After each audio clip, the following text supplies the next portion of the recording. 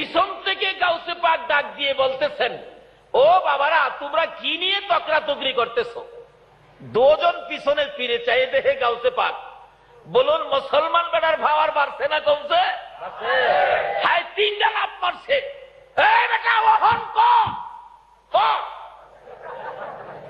আচ্ছা, গাউসে পাক পিছে থাকাতে মুসলমানের ভাওয়ার বাড়ছে না কমছে? আজকে সেই গাউসে পাকের স্মরণে কারা মাহফিলের আয়োজন করেছো? তোমরাও যদি একদিন বিপদে পড়ে যাও, গাউসে পাক তোমাদের পাশে গিয়ে দাঁড়াবে।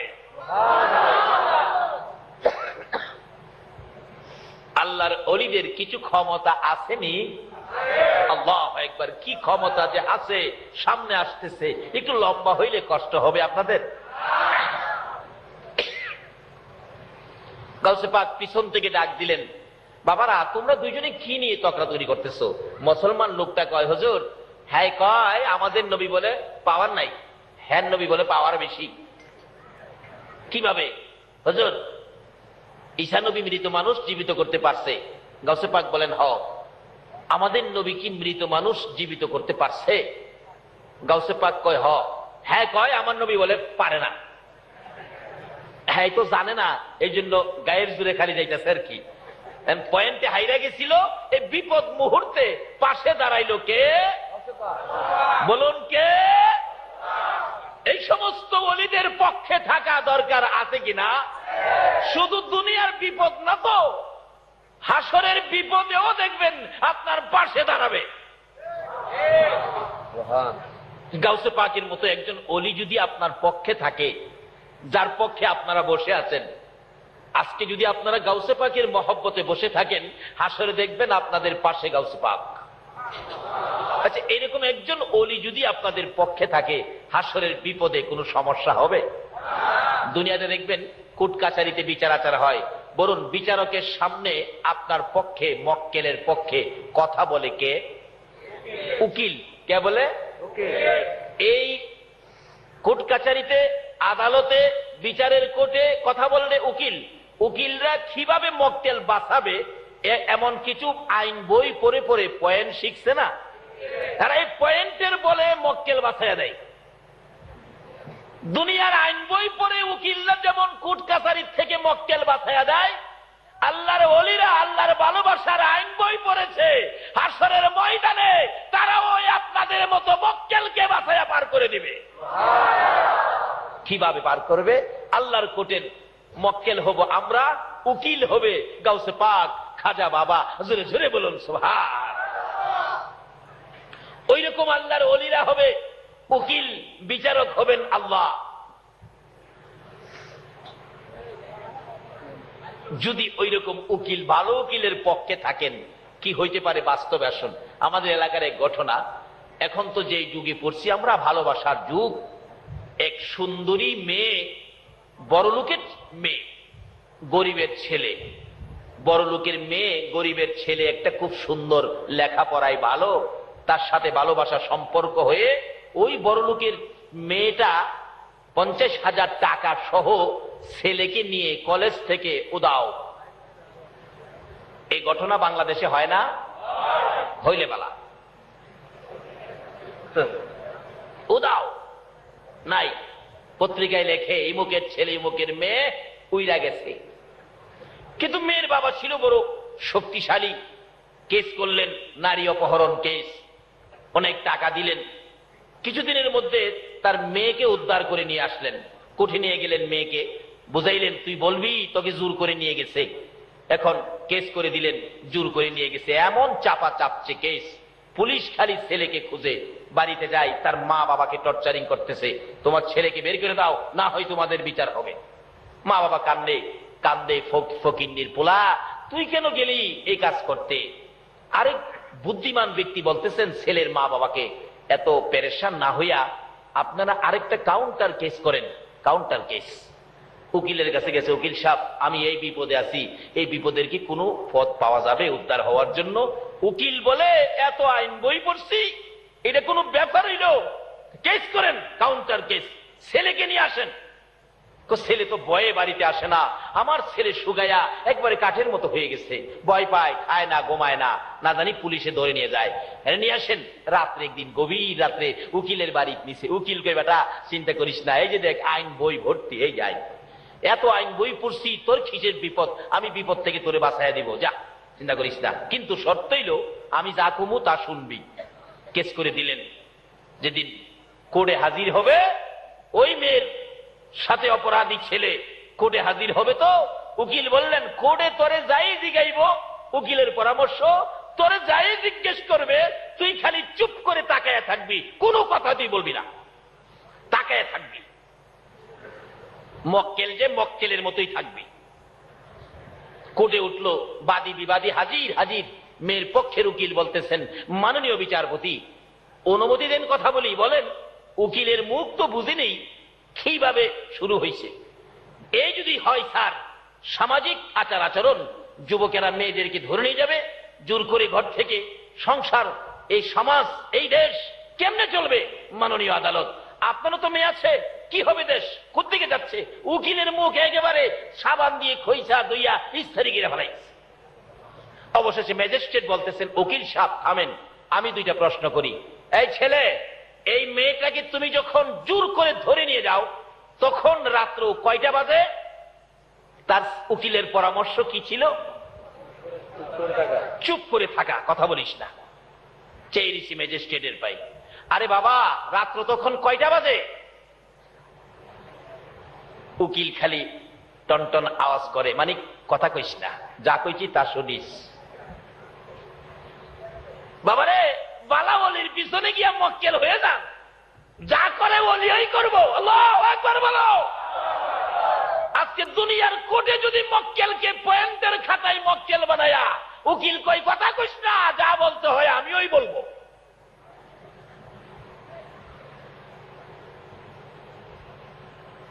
কি ব্যাপার, কথা বলো, বলে না। কথা না বলার পরামর্শ কার? উকিলের। যখন তুমি মেয়েটাকে জোর করে নিয়ে যাও, তোমার সাথে কতজন লোক ছিল? দ্বিতীয় প্রশ্ন। উকিলের পরামর্শ কি? কথা। কি ব্যাপার, দুইটা প্রশ্ন করলাম, একটা কথার জবাব দেয় না, খালি চায় তাই। 3 নাম্বার প্রশ্ন, এই ছেলে, তুমি যখন মেয়েটাকে জোর করে ধরে নিয়ে যাও তখন কি কেউ দেখছিল? সাক্ষী আছে কেউ? চেয়েছি।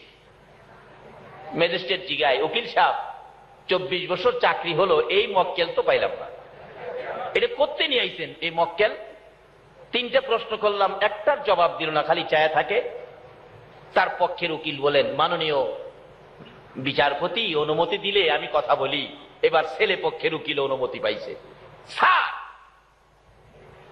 এই ছেলেটা এত সুন্দর কথা বলতেন স্যার, মানুষ রেডিও বন্ধ করে তার কথা শুনতো, টিভি বন্ধ করে তার কথা শুনতো, কিন্তু আজকে ছেলেটার দিকে তাকাইলে স্যার মায়া লাগে, চোখে পানি আসে স্যার। এই মেয়েটাকে যেদিন ছেলেটা জোর করে টাইনা বাহির করে, মেয়েটা একটা চিল্লানি মারছিল, চিল্লানিতে তার কানের পর্দা ফাইটা গেছে।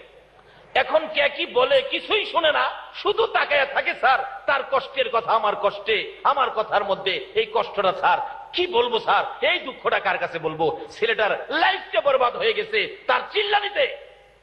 মেয়েটা তো এই পাশে দাঁড়ানো, মেয়েটা বলেন, স্যার আল্লাহর কসম করে বলে আমি চিল্লানি দেই নাই।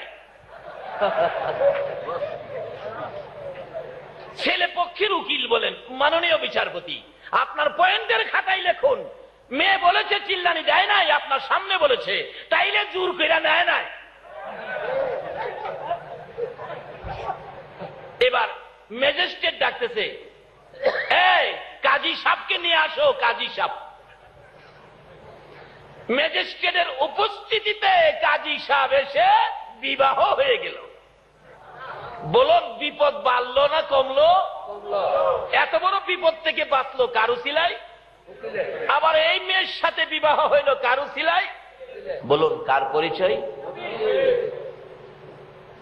সবাই যেন বললেন না। কোন নবী? আমাদের নবী। বলুন, কার নবী? যে নবীর এক একজন উম্মতের মর্যাদা কত, আল্লাহ বলেন, বন্ধু তোমার একজন উম্মত পৃথিবীতে থাকতে এই পৃথিবীটা ধ্বংস হবে না। তোমার একজন উম্মত হাসরের জমিনে থাকতে আমি আল্লাহ জান্নাতের দরজা বন্ধ করব না।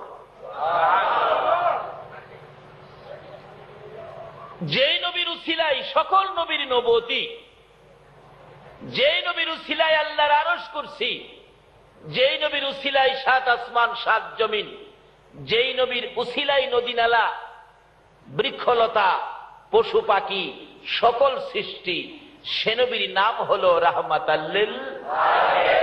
আল্লাহ পাক সকল সৃষ্টির কাছে এই নবীর খবর পৌঁছে দিলেন, তোমাদের সকলের জন্য রহমত হলো এই নবী যার নাম আমি নিজে রেখেছি রাহমাতাল লিল আলামিন। সকলের জন্য যিনি রহমত, শুধু আমাদের জন্য নয়, পশু পাখির জন্য নবী রহমত, ভাগ ভাল্লুকের জন্য, চন্দ্র সূর্যের জন্য। কিন্তু আমরা তো নবীরে চিনি না। চন্দ্র সূর্য নবীকে চিনতে ভুল করে নাই, ভাগ ভাল্লুক নবীকে চিনতে ভুল করে নাই, গাছ গাছরা নবীকে চিনতে ভুল করে নাই।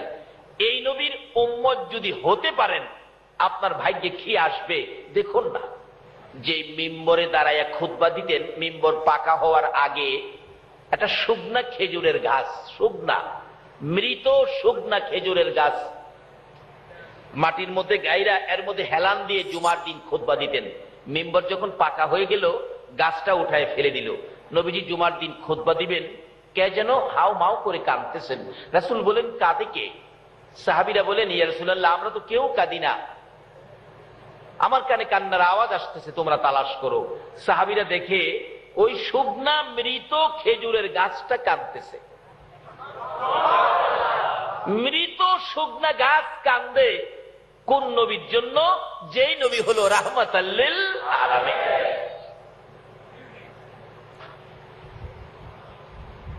আজকে সেই নবীর উম্মত বিশ্বজুড়ে বিপদের মধ্যে।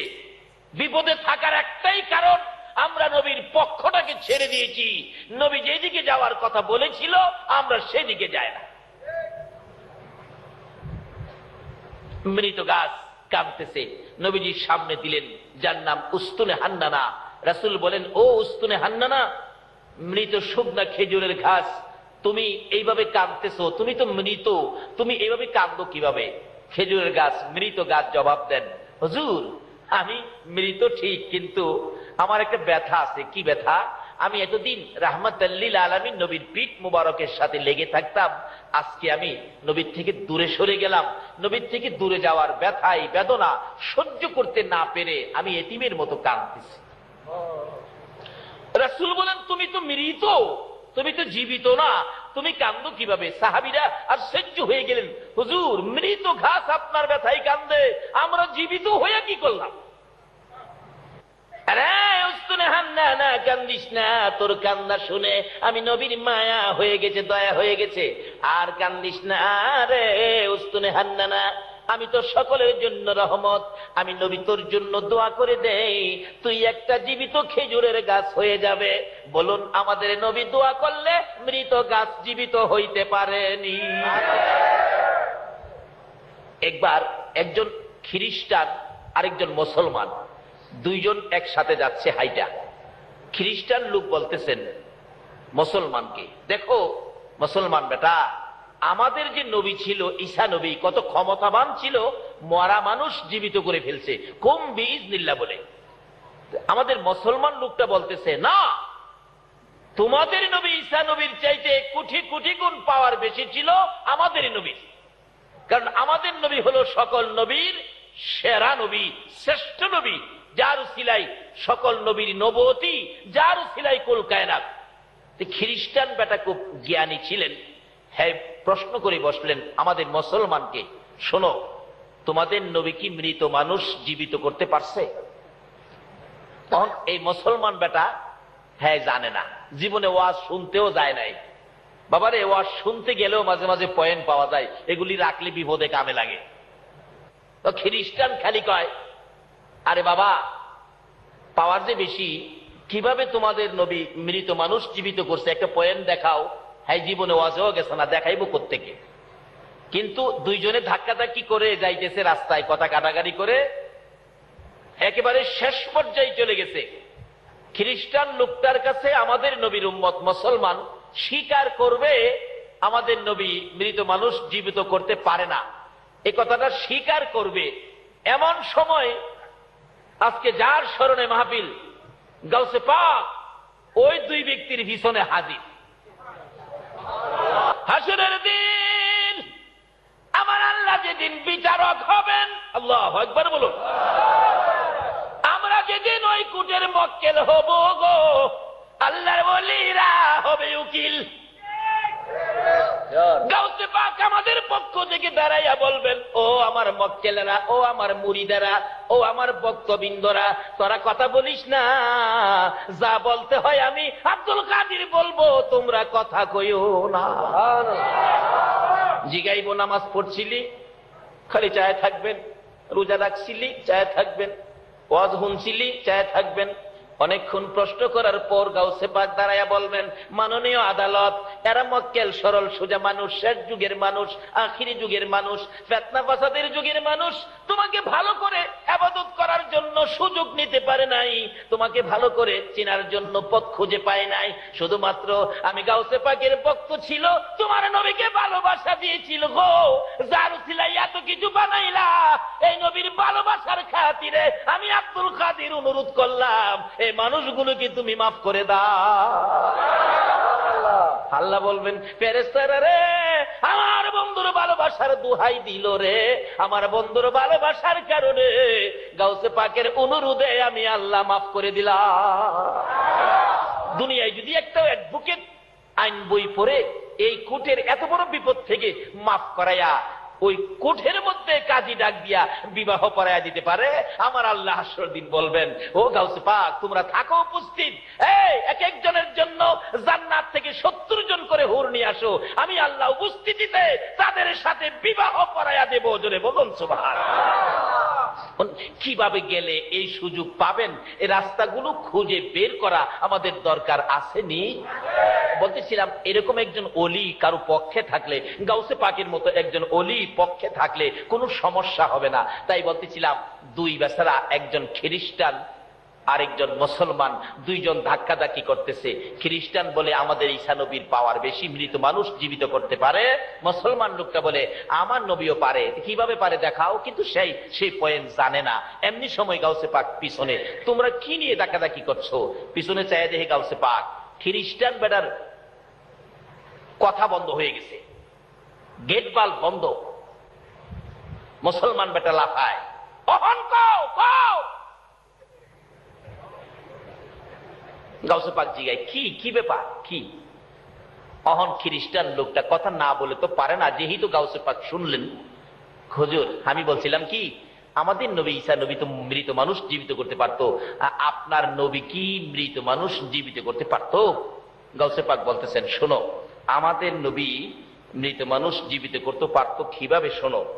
একদিন তোমাদের 200 খ্রিস্টান, গাউসে পাক ওয়াজ করতেছেন ওই খ্রিস্টান লোকের সামনে, তোমাদের 200 খ্রিস্টান নবীজির কাছে যাইতেছিল মুসলমান হওয়ার জন্য। রাস্তার মধ্যে আবু জাহেলের সাথে দেখা। কোন জাহেল? চিনছেন তো কোন জাহেল? আচ্ছা, 200 লোক যদি আমরা নবীর পক্ষে যাই, আবু জাহেলের কাছে শান্তি লাগবো? হ্যাঁ, দেখে এত লোক কই যায়, নিশ্চয়ই ভাতিজার কাছে যায়। বাবারা আপনারা দাঁড়ান, কই যাবেন? আমরা আখিরি নবীর কাছে যাইতেছি, কালিমা পড়ে মুসলমান হব। আবু জাহেলের তো সমস্ত শরীরে অশান্তি বিরাজ করতেছে, এত লোক ভাতিজার পক্ষে চলে যাবে। আচ্ছা আপনারা দাঁড়ান, মুসলমান হয়ে যাবেন, তবে একটা কাজ করেন, ভাতিজা সত্য নবী কিনা একটা প্রশ্ন করে ভাতিজারে জিগায়ে দেখেন, যদি প্রশ্নের জবাব দিতে পারে তাহলে আপনারা ভাতিজার পক্ষে যাইন, না হয় ভাতিজার পক্ষে যাইন না। তো ওই খ্রিস্টানরা কয়, চাচা আপনি মুরব্বী মানুষ, দেখা যায় প্রশ্নের খবর ভালো জানেন, তাইলে আপনিই আমরা সাথে লন। এই ওয়াজ গাউসে পাক করতেছে ওই দুই লোকের সামনে, আপনি আমরা সাথে লন। তাকে নিয়ে, আবু জাহেলকে নিয়ে তারা রওনা হয়েছে। আবু জাহেল খুশি, এমন এক প্রশ্ন করব যে প্রশ্নের জবাব ভাতিজা দিতে পারবে না। এটা আবু জাহেলের ধারণা। আচ্ছা, আপনাদের ধারণা কি যে কোনো প্রশ্ন হোক আমার নবী কি জবাব দেওয়ার ক্ষমতা রাখে? সেই নবী আমাদের নবী। আমরা দুর্বল নবীর উম্মত নই। যেই নবী না হইলে কোন নবীর নবুয়তি হতো না। যেই নবীর নাম রাহমাতাল লিল আলামিন। আচ্ছা, যাইতে যাইতে নবীজির সামনে হাজির। গাউসে পাক এই ওয়াজটা করতেছে দুইজনের সামনে। আবু জাহেল ডাকে, ভাতিজা 200 খ্রিস্টান আসলো তোমার কাছে মুসলমান হওয়ার জন্য। এখন তাদের একটা প্রশ্ন। নবীজি গাই, চাচা প্রশ্ন কি তাদের না তোমার? কারে বাবা, যারই হোক একটা প্রশ্ন। কি প্রশ্ন? তাদের নবী ঈসা আলাইহিস সালাম মৃত মানুষ জীবিত করতে পারছে। বাবা, তুমি কি মৃত মানুষ জীবিত করতে পারো? আমাদের নবীর জিগাইতেছে আবু জাহেল, পারেনি। যদি পারো তাইলে তারা মুসলমান হবে। নবীজি কয়, চাচা কোন কবর থেকে মৃত মানুষ জীবিত করতাম আমার একটু দেখায় দেন তো, কোন কবর থেকে? এই ওয়াজ করতেছে গাউসে পাক ওই দুই লোকের সামনে। আবু জাহেল কয়, ভাতিজা আসো আসো। যার হাসে মনে মনে কয়, এমন এক কবরের কাছে নিয়ে যাবো যার মধ্যে হাড্ডি গুড্ডিও নাই।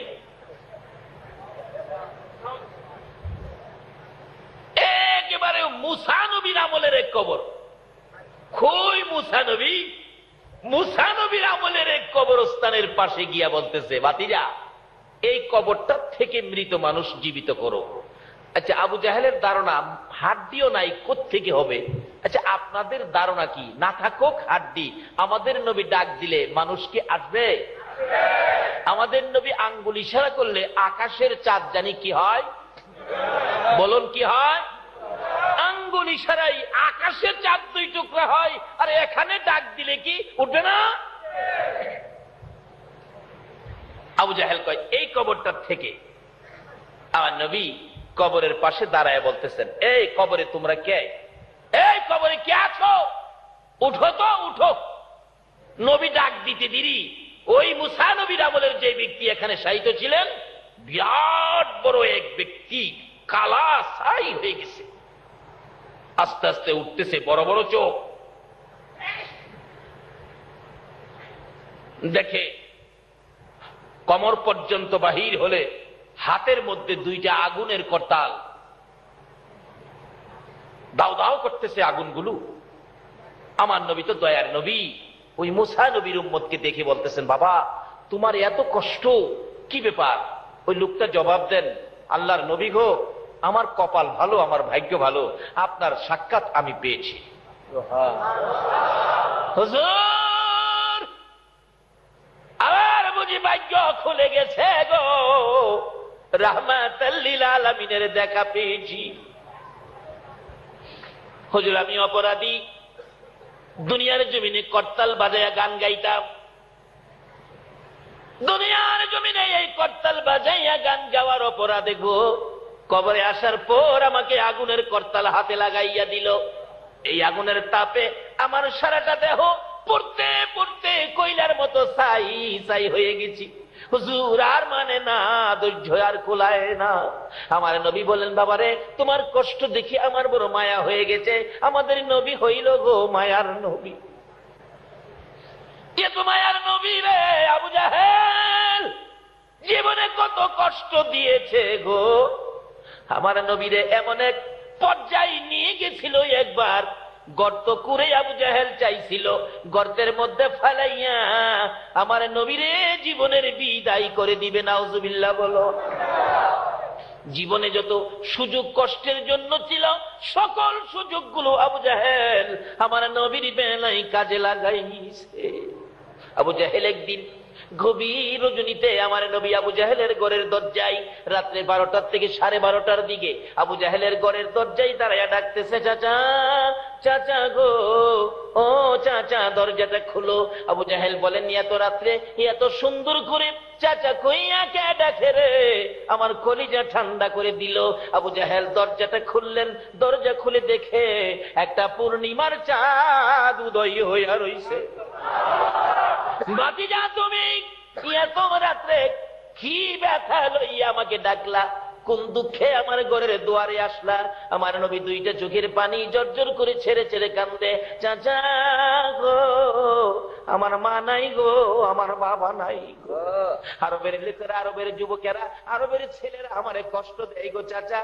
এই বুক ভর্তি ব্যথা লইয়া বিছানায় শুয়ে শুয়ে কান্দি, কার কাছে ব্যথাগুলো বলবো? নাই আমার মা গো, নাই আমার বাবা। চাচা একটা ব্যথা আপনার কাছে নিয়ে আসছি, আপনি যদি আমার ব্যথাটা শুনে আপনি যদি আমার পক্ষে আসেন গো, আমি নবী বড় খুশি হব গো। চাচা কি ব্যথা ভাতিজা বলো? চাচা আপনি যদি কালিমাটা পড়ে আমার পক্ষে আসেন, আমার আর কেউ গালি দিবে না, কেউ কষ্ট দিবে না, দুঃখ দিবে না। নিষ্ঠুর পাষাণ আবু জাহেল বলতেছে, তুমি দাঁড়াও, আমি আসতেছি। আমার নবী অপেক্ষায় আছেন, চাচা বুঝি আসবেন। নিষ্ঠুর পাষাণ আবু জাহেল ঘরের ভিতরে যাইয়া রে লাল রঙের একটা চাবুক বাহির করে হাতটা পিছনে রেখে আমার নবীর সামনে দাঁড়াইয়া আবারও প্রশ্ন করেন, ভাতিজা কেন আসছো আবার বলো? নবী বলেন, চাচা গো, আমার মা নাই গো, বাবা নাই গো, মনে বড় দুঃখ নিয়ে আসলাম, লোকেরা আমারে কষ্ট দেয়, গালি দেয়, ধাক্কা দেয়। তুমি যদি কালিমাটা পড়ে আমার পক্ষে আসো, আর বুঝি আমারে কেউ ধাক্কা দিবে না। এই কথা বলতে দেরি রে নিষ্ঠুর পাষাণ আবু জাহেল, যে নবীর চেহারায় জীবনে কোনোদিন মশা মাছি বসে নাই, ওই নবীর সুন্দর চেহারায় এত জোরে আঘাত শুরু করে দিল। এক একটা আঘাতে নবীজির চামড়া মুবারক ফাইটা সিটা সিটা রক্ত বাহির হইতেছে। ডান দিকের আঘাত হইলে বাম দিকে চাপায়া বাম হাতে চাপায়া ধরে, ডান দিকে আঘাতে বাম হাতে ধরে, বাম দিকের আঘাতে ডান হাতে ধরে গো। সমস্ত শরীর রক্তাক্ত হয়ে গেলেন, জামা কাপড় রক্ত মুবারকে লাল লাল হয়ে গেলেন। অবশেষে আরো যখন মারতে চায়, আমার নবী কান্দে, চাচা আর মাইরু না গো, আমার মা নাই, নাই গো চাচা, আমার বাবা নাই। দুইটা হাত বাড়াইলে হাতের উপর আঘাত করতেছিল। মার খাইয়া এ তিন নবী, উম্মতের দরদি নবী জমিনে চিত হয়ে পড়ে গেছে, কথাও কয় না, দুইটা চোখে নবী তাকিয়াছে। আবু জাহেল বলেন, ভাতিজা বলো আর কোনদিন আমার বাড়ির সামনে আসবানি, আমি তোমাকে জীবনের শিক্ষা দিয়ে দিলাম। ফেরেশতারা কান্দে, প্রভু গো, ফেরেশতারা ডাকে, প্রভু তোমার বন্ধুকে এত মায়ের মারলো, তুমি একবার কিছু কইলা না। আমার আল্লাহ বলেন, ফেরেশতারা রে, আমি তাকিয়ে আছি, আমার বন্ধু নিয়ে একবার আমারে ডাক দেয়। আমার নবী এমন মার খাইলেন, কিতাব লেখে বসতে পারে না, দাঁড়াইতেও পারে না, কিভাবে যাবে হুজরাই গো। কনি দিয়ে কর্নিং করে করে নবী হুজরার দিকে রওনা হলেন। কাছাকাছি যাওয়ার পর মা খাদিজাতুল কুবরা রাদিয়াল্লাহু তাআলা আনহা ডাকে, কই রে আমার প্রাণের রাসূল, কই এখনো আসতেছে না? দরজাটা খুলে দেখে একটা পূর্ণিমার চাঁদ যেন বালুর সাথে গড়াগড়ি করতেছে। দুই কদম দৌড়াইয়া সামনের দিকে যাইয়া খাদিজা ডাকতেছে, তুমি কে গো, বালুর সাথে গড়াগড়ি করো? আমার নবী ডাকে, খাদিজা রে, ও খাদিজা আয় রে, আমার সমস্ত শরীরের চামড়া পাঠাইয়া পালাইছে, তোমার আমারে মারছে রে খাদিজা, আমি নবী হাঁটতে পারি না, দাঁড়াইতে পারি না। আমার আল্লাহ বলেন, বন্ধু এই কালিমাটা লইয়া আবু জাহেলের বাড়ির সামনে যাইয়া এত মার খাইলা গো কালিমাটার জন্য, যাও, আমি নবী, আমি আল্লাহ তোমার সাথে কথা দিলাম গো বন্ধু, আমি আল্লাহ তোমার সাথে ওয়াদা দিলাম, এই কালিমা লইয়া যারা তোমাকে ভালোবাসা দিবে গো, আমি আল্লাহ 10টা পৃথিবীর সমান একটা জান্নাত দান করে দিব। জীবনটা ভরাই আবু জাহেল আমার নবীকে কষ্ট দিয়েছে। এবার প্রশ্ন হলো, মৃত মানুষ জীবিত করত, আবু জাহেলের ধারণা আমাদের নবী পারবে না। আচ্ছা, আপনাদের ধারণা কি নবী পারবে? ডাক দিলেন, সাথে সাথে উঠলেন, বিরাট বড় লোক। নবীজি বলেন, বাবা এই কষ্ট করতেছো, আগুনের করতাল তোমার হাতে, বাবা তুমি একবার পড়ো, মুসা নবীর উম্মত। নবী বলতেছেন, একবার পড়ো লা ইলাহা ইল্লাল্লাহু মুহাম্মাদুর রাসূলুল্লাহ সাল্লাল্লাহু আলাইহি ওয়াসাল্লাম। এই 200 খ্রিস্টানের সামনে, আবু জেহেলের সামনে এই ঘটনা ঘটাইতেছে নবীজি, আর এই ওয়াজ করতেছে কে? ভুলে গেছেন? হ্যাঁ, এই ওয়াজ কে করতেছে? গাউসে পাক। আজকে ওই মুসলমান লোকটা তো বিপদে পড়ে গেছিল খ্রিস্টানের সামনে, কিন্তু আল্লাহর ওলি পক্ষে থাকাতে তার বিপদ আছে না পার হয়ে গেছে? এইরকম একজন ওলির পক্ষে থাকা আমাদের লাভ হবে না লস হবে? কারা সেই ফাতিহা ইয়াজদাহমের আয়োজন করেছেন? কারা সেই পকেটের পয়সা দিয়েছেন? কারা সেই পরিশ্রম করেছেন? আপনাদের সকলগুলো কবুল হয়ে গেছে। গাউসে পাক এই ওয়াজ করতেছেন। ওই লোকটা তো কালিমা পড়ে, কালিমাটা পড়ে শেষ করতে পারে নাই, আগুনের করতাল হাত থেকে পড়ে গেল, সঙ্গে সঙ্গে চেহারা নূরে নূরান্বিত হয়ে গেল।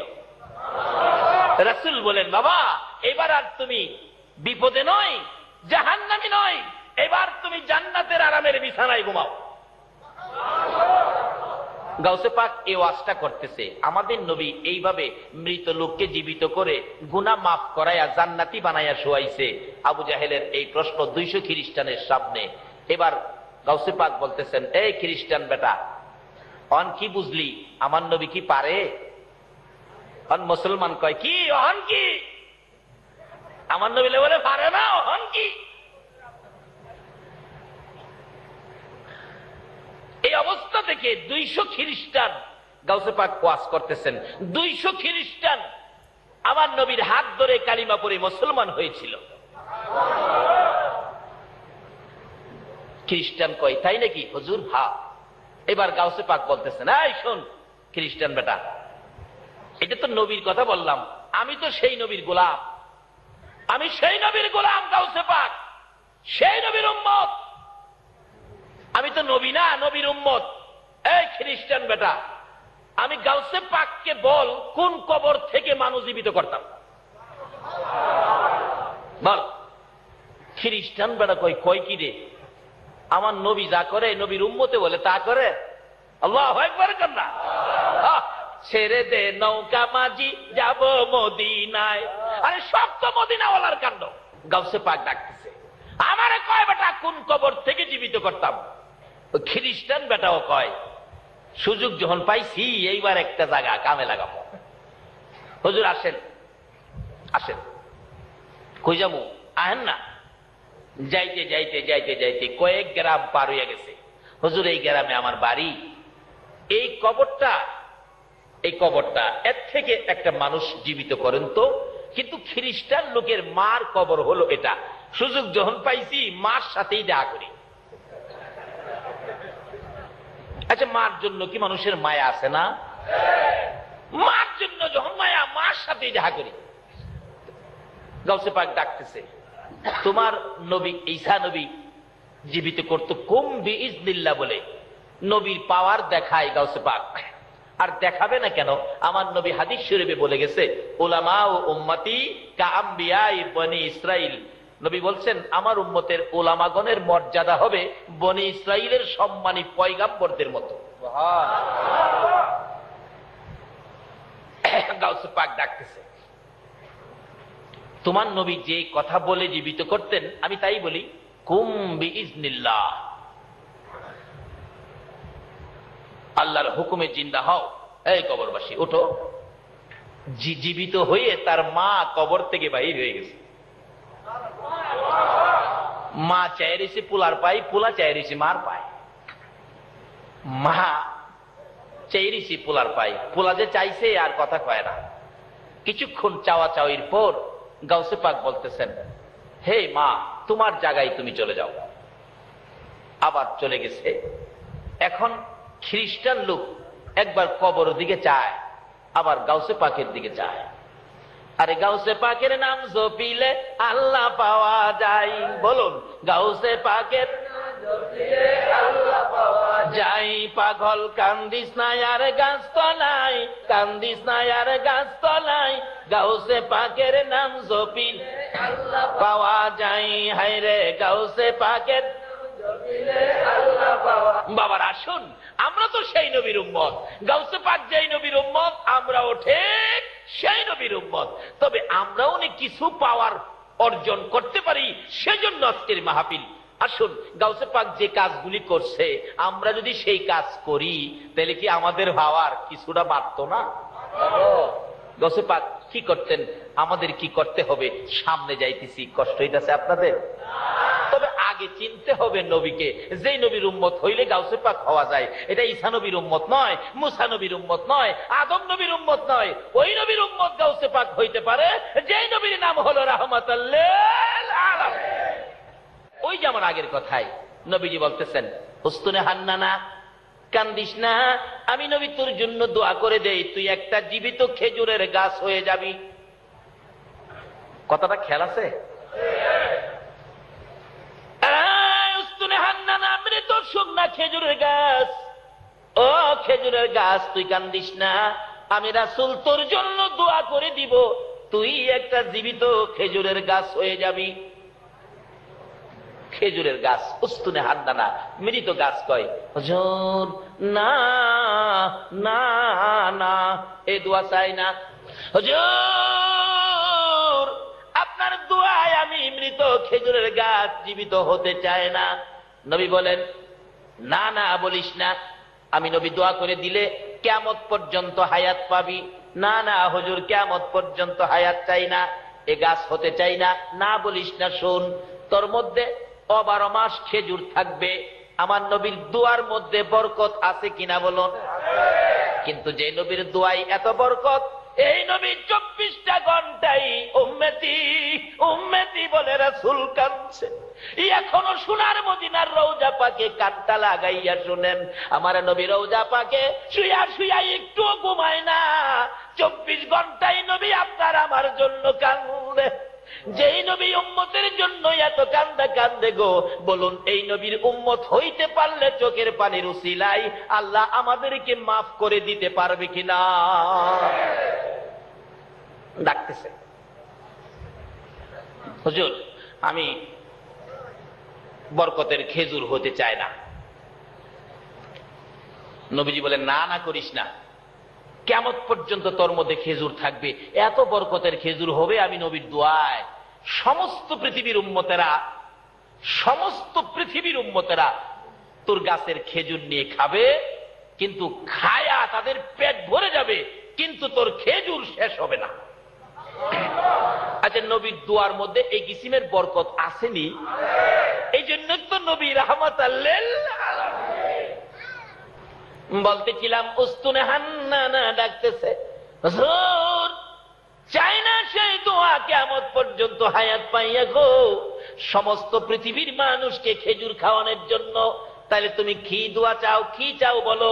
উস্তুনে হান্নানা মৃত খেজুরের গাছ বলেন, ইয়া রাসূলুল্লাহ, আপনি নবী যেই জান্নাতে থাকবেন গো, যে জান্নাতের বিছানায় আপনি নবী ঘুমাইবেন গো, আমি উস্তুনে হান্নানা মৃত খেজুরের গাছ, সেই বিছানার পাশে একটা খেজুরের গাছ হইয়া আমি সব সময় আপনি নবীকে দেখতে চাই। রাহমাতুল লিল আলামিন নবীকে গাছ গাছরাই চিনে গো, উম্মত হইয়া নবী চিনলাম না। পশু পাখিরা চিনে, জঙ্গলার হরিণে চিনে। আল্লাহু আকবার বলো। যারা নবীকে চিনে নবীর পক্ষ তারা ধরে, যারা নবীরে চিনে তারা নবীরে কিনে। যারা নবীরে চিনে তারা নবীরে, যে যা চিনে সেই তা কিনে। যারা গাউসে পাককে চিনেছে তারা ফাতিহা ইয়াজদাহম করেছে, যারা নবীকে চিনেছে ঈদে মিলাদুন নবী আয়োজন করেছে, যারা নবীরে চিনে নাই মিলাদুন নবীর আয়োজন। এই জাতের ব্যক্তি আছে না চিটাগাং? আছে আছে, তাই তো সহজ হয়ে গেল। নবীর চাচা আব্বাসের জীবনী খুললে পাবেন, নবীজি দুনিয়াতে আসছে, রাহমাতুল লিল আলামিন দুনিয়াতে আসছে, খবর পায়া নবীর আপন চাচা ছিলেন আব্বাস, কিন্তু সুযোগ পাইতেছে না, সময় পাইতেছে না, কিভাবে যাব ভাতিজারে দেখার জন্য। 3 দিন পরে রাত্রের বেলা সুযোগ করে 3 দিন পরে দেখতে গেছে ভাতিজাকে। রাত্রে নিরিবিলি যাইয়া দরজাটার কাছে দাঁড়াইয়া দেখে নবী যে ঘরে ছিলেন শিশু নবী, একটা পূর্ণিমার চাঁদ যেন ঘরের ভিতরে ঢুকে গেছে। আরে কি আশ্চর্য, জেনারেটর নাই, বিদ্যুৎ নাই, এত আলো কিসের? আব্বাস বলেন, তাকায় রইলাম, ঘরের দরজার ফাঁকে দিয়ে তাকাইয়া দেখি এ তো আকাশের চাঁদ না, এটি আমার ভাতিজা। আব্বাস অনেকক্ষণ তাকাইয়া দেখে, লক্ষ্য করে দেখে যে দোলনাটার মধ্যে শিশু নবী শোয়া ছিলেন, মানুষ ছাড়াই দোলনাটা এইভাবে দুলতেছে, মানুষ নাই, দোলনা লড়ে। হাই আশ্চর্য, তাহলে তো আমার এই বাতিজা সাধারণ কোনো মানুষ নয়। চিনা ফেলাইছে কিন্তু, সাধারণ মানুষ এই বাতিজা হইতে পারে না। দেখি আরো কি কাণ্ড কারখানা ঘটে। আবার দেখে 3 দিনের শিশু নবী দোলনায় শুয়ে এই আঙ্গুল ইশারা করে আকাশের পূর্ণিমার চাঁদটাকে এভাবে আঙ্গুল দিয়ে ঘুরাইতেছে। সুবহানাল্লাহ, আসতে গেলেন? আব্বাস কয়, হায় হায়, এই বাতিজা সাধারণ মানুষ না, টার্গেট করছে এই বাতিজার পক্ষে যাবে। সেই টার্গেটে বুঝি আপনারাও সে নবীর পক্ষে বসে আছেন। টার্গেট, জীবনে কোনোদিন বাতিজার পক্ষে যাব চিনালাইছি। যেদিন আব্বাস কালিমা পড়ে মুসলমান হয়েছিলেন, প্রথম প্রশ্ন করে, বাবা আমি তোমার পক্ষে আসার জন্য কোন দিন থেকে টার্গেট করেছি? কোন দিন? ছোটকালে তোমাকে দেখতে গিয়েছিলাম, 2টা কারখানা, কাণ্ড কারখানা দেখেছি। বাবা এই ঘটনাগুলো আমি জানতে চাই। ওদিন থেকে টার্গেট তোমার পক্ষে যাব। আজকে মনের কথাটা বলি। চাচা কি? বাবা গো, আমি তোমাকে 3 দিনের দিন রাত্রের বেলা দেখতে গিয়েছিলাম, যাইয়া দেখি যে দোলনাটার মধ্যে শোয়া ছিলা, মানুষ ছাড়াই দোলনাটা এইভাবে দুলতেছে। আমি জানতে চাই বাবা, মানুষ ছাড়া দোলনা কিভাবে ধুলে? আমার নবী চোখের পানি ছেড়ে দিলেন। চাচা গো, আমার দুঃখের কথা মনে করে দিয়েছেন। দুনিয়ার সাধারণ শিশুরা জন্মগ্রহণ করলে দোলনার মধ্যে শোয়াইয়া রাখে, মা দোলনা দুলাই। মা যদি কাছে না থাকে, বাবা দোলনা দুলাই। চাচা আমাকে দোলনায় শোয়াইয়া মা দোলনায় ধাক্কা দিয়ে কোন কাজের জন্য বাহিরে গেলে আমার দোলনাটা যখন আস্তে আস্তে থামতে শুরু করত, আমি নবী বাম দিকে তাকাইতাম, ডান দিকে তাকাইতাম, আমার বাবা কই, আমার দোলনা দুলাবে কে? এমনি সময় আমার আল্লাহ রহমতের ফেরেশতাকে নির্দেশ করতেন, ফেরেশতারা রে, নাই রে আমার নবীর বাবা নাই, আমার নবী এতিম, বাবা হারা হইয়া দোলনায় শুয়ে থাকবে, দোলনা থেমে যাবে, আমি আল্লাহ সহ্য করতে পারি না। যারে রহমতের ফেরেশতারা, তোরা যাইয়া আমার এতিম নবীর দোলনা দুলাইতে থাকো। চাচা রহমতের ফেরেশতারা দোলনা দুলাইছে? বলুন চট্টগ্রামের কারো দোলনা ফেরেশতারা দুলাইছে? কোন নবীর দোলনা ফেরেশতারা দুলাইতো? যেই নবী হলো রাহমাতুল লিল আলামিন। সেই নবীকে চিনানোর জন্য আমার আল্লাহ কত সিস্টেম করেছে। বাবারে, আগে নবী চিনেন তারপরে নামাজে যান, আগে নবী চিনেন তারপরে টুপি লাগান, আগে নবী চিনেন তারপরে দাড়ি রাখেন, কাজ হবে। নবী চিনেন না, দাড়ির কোনো দাম আছে? আছে? নবী চিনেন না, টুপির কোনো দাম? নবী মানেন না, নামাজের কোনো মূল্য নাই। আগে নবী চিনেন, নামাজে যান। কত মজা! নবী চিনে যারা নামাজে গেছে, সাহাবীদের জীবনী খুলুন, যারা নবী চিনে নামাজে দাঁড়াইছে, আল্লাহু আকবার, নামাজ পড়তেছে নবী চিনে, ও নবী চিনে, নবীর মহব্বত নিয়ে নামাজে দাঁড়াইছে। উড়ন্ত পাখিগুলি এসে কাদের মধ্যে বসে, মাথার মধ্যে বসে, কোন কোন পাখি মাথায় বসে পায়খানা করে দিছে। এটা কি মানুষ না কোনো গাছের খুঁটি? পাখিরা টের পায় না। কি নামাজ পড়ছে তারা! আর আমরা নামাজে দাঁড়াই, নবীর সাথে সম্পর্ক ভালো না, নামাজে দাঁড়াইছে, দেখবেন মশাই কামড় দিলে থাপ্পড় মাইরা চিল্লানি মারে, নামাজ পড়ার ডক নাই। নামাজও থাকেই কয় নামাজ পড়ার বলে ডক নাই। নবী চিনেছে যারা, তারা ছিল নামাজে খাড়া। আল্লাহু আকবার। আলী যুদ্ধের ময়দানে পায়ের মধ্যে তীর লেগে গেছে, হাড্ডি সেট করে এদিক দিয়ে তীর বেরিয়ে গেছে, মাগো মাগো কইয়া কান্দে। নবীজির কাছে গেলেন, নবী গো, হযরতে আলীর পায়ে তীর লেগেছে, হাড্ডির ভিতরে তীর ঢুকে গেল, খোলা যায় না। আমার নবী বলেন, সাহাবীরা রে, আমার আলীকে নামাজে যাইতে দাও। হযরতে আলী বলেন, আমি 2 রাকাত নামাজের নিয়ত করে নামাজে দাঁড়াইলাম।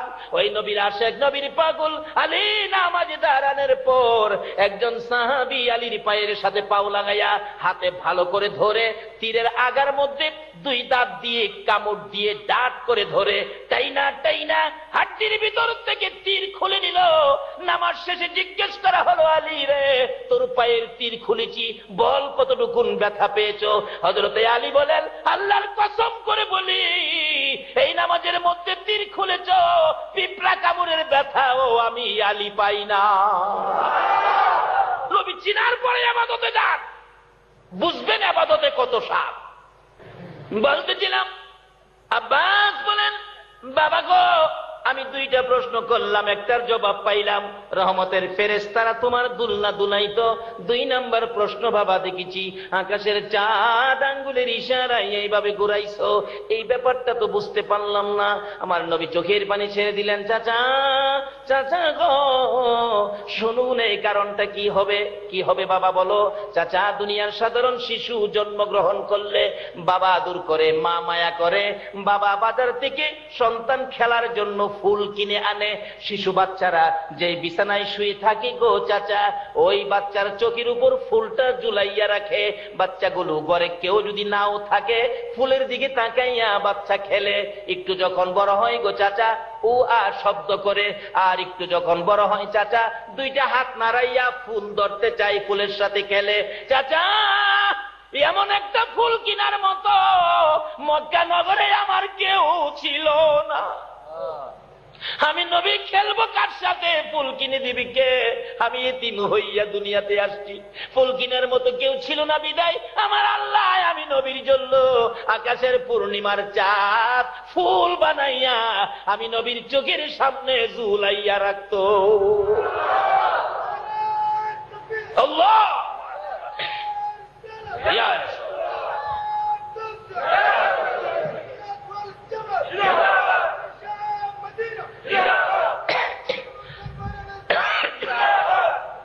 এবার এই নবীর উম্মত হইতে গেলে কোরআন শরীফে আরো কি বলেছে?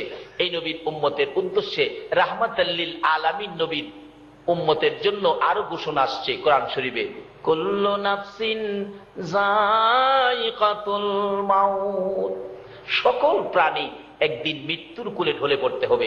বলুন, আমরা আখিরি নবীর উম্মত, আমাদের কি মৃত্যুর কোলে ঢলে পড়তে হবে? আমাদের কি মরতে হবে? আচ্ছা, মরার পরে কই যাবেন? কই যাবেন? এই দেশটার নাম কি? এটা কি মরার পরে আপনার মহরত থেকে আনোয়ারা যাবেন? মরার পরে কোন দেশে যাবেন? আচ্ছা, কবরে যে যাবেন, কবরের রিপোর্ট নিছেন নি? কবরের অবস্থা কি? কবরে যে যাইবেন, কবরের খবর তো নিলেন না। নবীর উম্মত নবীরে জিগাই, নবী গো কবরের খবর কি? নবী যদি বলে কবরের খবর, আপনারা মানতেন না? নবী বলছে, উম্মতেরা রে, এক একটা কবরের ভিতরে 99টা করে মারাত্মক বিষাক্তক সাপ দেওয়া হবে। রাসূল বলছেন, একটা সাপ যদি কবর থেকে মাথাটা বাহির করে একটু শ্বাস ফেলাইতো, এই সাপের শ্বাসটা এত কড়া অ্যাকশন, সমস্ত পৃথিবীর গাছ গাছরা পুড়ে ছাই ছাই হয়ে যাইত। এমন পুরাই পুরতো কিয়ামত পর্যন্ত এই জমিনে আর গাছ চালাইতো না। আচ্ছা, নবীর কথা সত্য নেই? আচ্ছা, এই বিপদের ঘর কবরটা আমাদের সামনে আসেনি, কিন্তু এই বিপদ থেকে বাঁচার জন্য আপনারা কি চান? ওমা খলাকতুল জিন্না ওয়াল ইনসা ইল্লা লিয়াবুদুন। আল্লাহ বলবেন, আরে আমি মানুষ আর জিন জাতিকে বানাইছি আমার ইবাদতের জন্য। আল্লাহ ইবাদত, আমরা ইবাদতের জন্য বানাইছেন। লন ইবাদত করলে কি দিব জিগাই। আল্লাহ, আমরা ইবাদত করলে আপনি আমাদের কি দিবেন? তাও কইতেছে কোরআন শরীফে, ফাদখুলি ফি ইবাদি ওয়াদখুলি জান্নাতি। তোমরা আমার ইবাদতে ঢুকলে আমি তোমরারে জান্নাতে ঢুকাবো। তোমরা আমার এই ইবাদত দিলে, আল্লাহ বলতেছেন, তোমরা আমার এই ইবাদত দিলে আমি তোমরারে জান্নাত দেব। কত ভাগে ভাগ, কোন দলের কথা হইনা ইবাদত করলে বেহেশত পাইবেন? ফায়সালা দিছে আমার আল্লাহ। ওমাই ইউতির রাসূল ফাকাদ আতাল্লাহ। তোমরা আমার নবীর কথাগুলি মাইনা কাজ করো, এই ইবাদতকারীকে আমি আল্লাহ জান্নাতে দিব। বলুন, কার কথা মাইনা ইবাদত করতে হবে? আরো জোরে কোন, কার কথা? নবীর মধ্যে কোনো বেজাল, দলাদলি, হিংসা বিদ্বেষ কবরের এই 99 সাপ, রাসূল বলছেন 99 সাপ কবরে দেওয়া হবে। এই সাপের বিপদ থেকে বাঁচার জন্য আপনার কাজ হলো, আল্লাহ বলেছে অমাইয়িতির রাসূলা ফাকাদ আতাল্লাহ, তোমরা আমার রাসূলের কথাগুলি মানো। যদি এই রাসূলের কথা মানতে পারেন তাহলে আপনি জান্নাতি হবেন। কবরের মধ্যে কোনো বিপদ, কোনো সাপ আসতে পারবে না। নবীর জিগাই, নবী গো আমরা কিভাবে ইবাদত করতাম? নবীজি আপনাকে বলবে আসসালাতু মিফতাহুল জান্নাহ, নামাজ হইল বেহেশতের, কয় না নামাজ বেহেশতের। আচ্ছা, বাংলাদেশে এমন কোন নেতা নেত্রী আছে আপনারে বেহেশতের চাবিটা দিত? অথচ হেরার কথাই তো কত দৌড়াদৌড়ি করেন। আল্লাহ পাক শান্তির ভান্ডার বানিয়ে, শান্তির সাগর বানিয়ে পাঠাইলেন যেই নবীকে, এই নবী হলো রাহমাতাল লিল আলামিন। এই নবীর কথা মানেন, শান্তি পাবেন, রহমত পাবেন, সাহায্য পাবেন, বরকত পাবেন। আল্লাহু আকবার বলুন। এই নবীর পক্ষের এক ব্যক্তি কিতাবে আসছে, যার নাম হলো খালিদ বিন ওলীদ। একবার এক জালিম বাদশাহ এই নবীর বিরুদ্ধে যুদ্ধের ময়দানে সৈন্য প্রেরণ করলেন 60,000। বলুন কয় হাজার? জালিম বাদশাহ নবীজির বিরুদ্ধে সৈন্য পাঠাইলেন, মোতায়েন করলেন 60,000। আমার নবী বলতেছেন এই 60,000 সৈন্যের মোকাবেলা আমি নবী একজন পাঠাইতে চাই। 60,000-এর মোকাবেলা কে যাবে? একজন দাঁড়াইছে, হুজুর আমি যাব। রাসূল বলেন তুমি তুমি তুমি তুমি না, তুমি বসো। আরেকজন দাঁড়াইছে, হুজুর আমি যাব। 60,000-এর মোকাবেলায় যাইবো একজন। রাসূল বলেন তুমি তুমি না, তুমি বসো। আরেকজন দাঁড়াইছে, যার নাম খালিদ বিন ওলীদ, তরবারিটা হাতে দাঁড়াইছে। ইয়া রাসূলুল্লাহ আমি যাব। রাসূল বলেন খালিদ ঠিক আছে। আমার নবী বলেন খালিদ রে, 60,000-এর মোকাবেলায় তরবারি লইয়া একা যাবি, সাহস কোত্থেকে পাইলি? খালিদ বিন ওলীদ বলেন ইয়া রাসূলুল্লাহ, যেদিন পড়েছি লা ইলাহা ইল্লাল্লাহ মুহাম্মাদুর রাসূলুল্লাহ, এদিন থেকে খালিদ বিন ওলীদ 60,000 কেন 60 লক্ষের মোকাবেলায় যুদ্ধে যাইতে খালিদের বুকে কোনো ভয় আসে না। হুজুর আমি যাব, আমি আমি।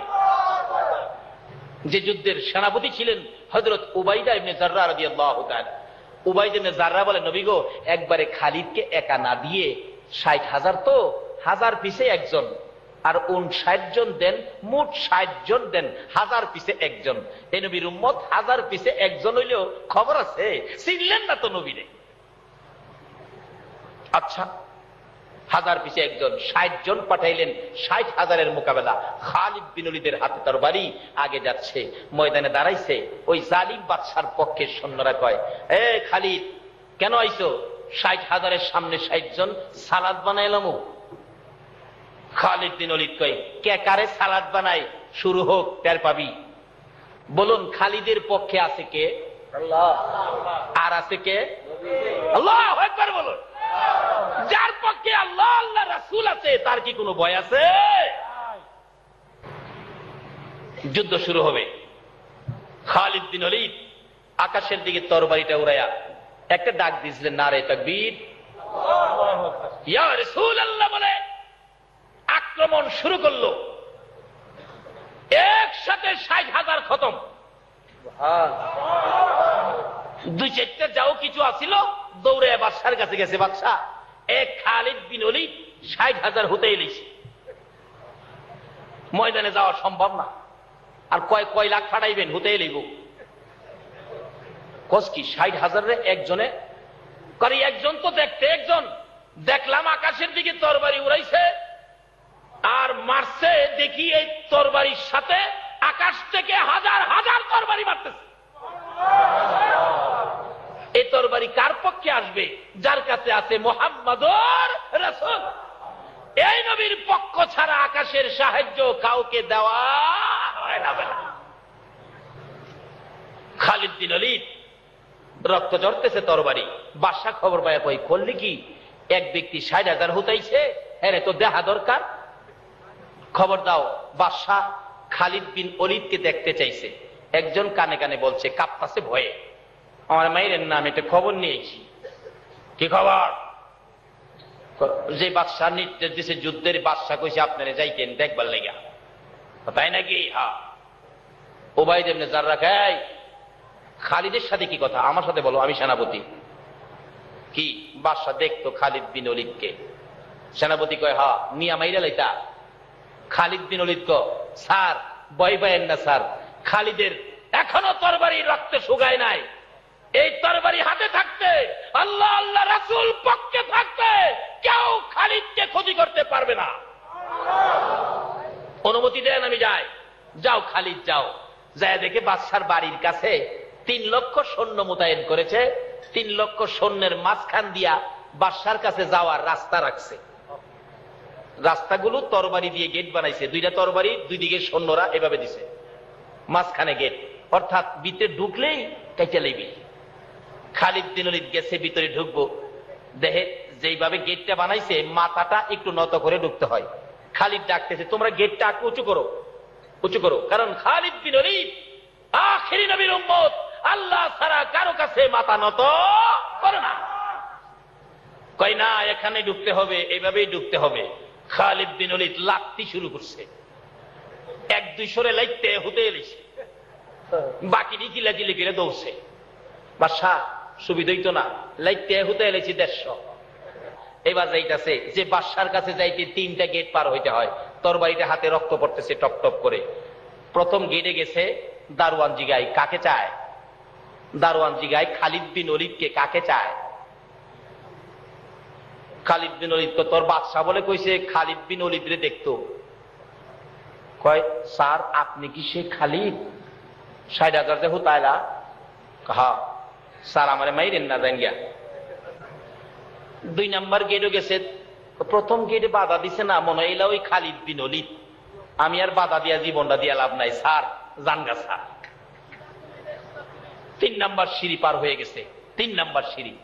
3 নাম্বার গেট পার হয়ে যাওয়ার পর বাদশার কাছাকাছি একবারে খাস কামরায় গিয়ে বসছে। বাদশা যেখানে বসছে সামনাসামনি বসছে খালিদ বিন ওলীদ, একবারে বাদশার হাঁটুর সাথে হাঁটু লাগাইয়া বসে। বাদশা কয়, তোমার নাম কি? কয়, যারে দেখতে চাইছো সেই খালিদ। বাদশা কয়, 3 লক্ষ সৈন্য কই রে? খালিদ কোন দিক দিয়ে আইলো? খালিদ বিন ওলীদ তরবারিটা এর গর্দানের মধ্যে নিয়ে লাগাইছে। 3 লক্ষ সৈন্য রে রাহস, তোরে শেষ করে এলাম। খালিদ, 3 লক্ষ সৈন্যের গেরাওয়ের মধ্যে তুমি আমার গর্দানে তরবারি ধরছো, তোমার কি একটু ভয় নাই? এখন নির্দেশ দিলে তোমাকে 3 লক্ষ টুকরা করে ফেলবে। খালিদ বিন ওলীদ বলেন, হে বাদশা, সেই ভয় খালিদ করে না। খালিদের সঙ্গে আছে আল্লাহ, আল্লাহর রাসূল। খালিদ বিন ওলীদ দুনিয়ার কাউকে ভয় করে না। তোর 3 লক্ষ সৈন্যকে ডাক দেওয়ার আগেই তোকে শেষ করে দিব। বাদশা কয়, খালিদ মারিস না। যে আল্লাহ, যে রাসূল পক্ষে থাকলে 3 লক্ষ সৈন্যের ভয় থাকে না, আমাকে সে আল্লাহ, সে আল্লাহর রাসূলের পক্ষে আমারে কবুল করে দাও। আল্লাহুম্মা আমিন। রব্বানা যালামনা আনফুসানা ওয়া ইল্লাম তাগফির লানা ওয়া তারহামনা লানাকুনান্না মিনাল খাসিরিন। রব্বিরহামহুমা কামা রাব্বায়ানি সগীরা।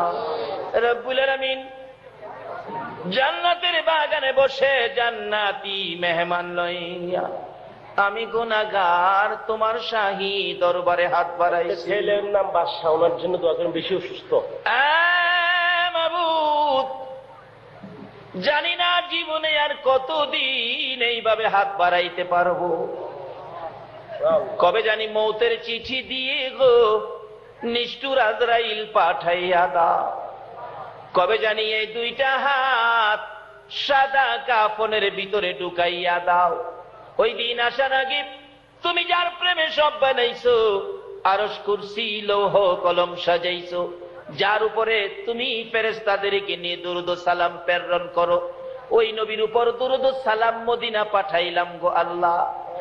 আমাদের দুরূদ ও সালাম গুলো পাখির মতো উড়াইয়া উড়াইয়া দয়ার নবী মায়ার নবীর রওজা আতহারে পৌঁছাইয়া দাও। ইয়া আল্লাহ, দুরূদ ও সালাম উসিলা করে গাউসে পাকের ফাতিহা ইয়াজদাহুম উসিলা করে, মিলাদুন নবী উসিলা করে আমরা যারা হাত বাড়াইছি আমাদের তামাম জিন্দিগির গুনাহগুলো ক্ষমা করে দাও। মাবুদ গো, দয়া করে শেফা করে নেক হায়াত বাড়াইয়া দাও। হসপিটালে যাইতে হবে এমন রোগ কাউকে দিও না গো আল্লাহ। হসপিটালে যাওয়ার মতো কোন রোগ যদি কারো থাকে গো, দয়ার নবীর উসিলাই, গাউসে পাকের উসিলাই, খাজা বাবার উসিলাই, ইয়া আল্লাহ ওই রোগ থেকে তুমি মাফ করে দাও গো আল্লাহ। ইয়া আল্লাহ আমাদের মধ্যে যারা ব্যবসা করে, ব্যবসায়ীন বিহক লা ইলাহা ইল্লাল্লাহু মুহাম্মাদুর রাসূলুল্লাহ। আসসালামু আলাইকুম ওয়া রাহমাতুল্লাহ।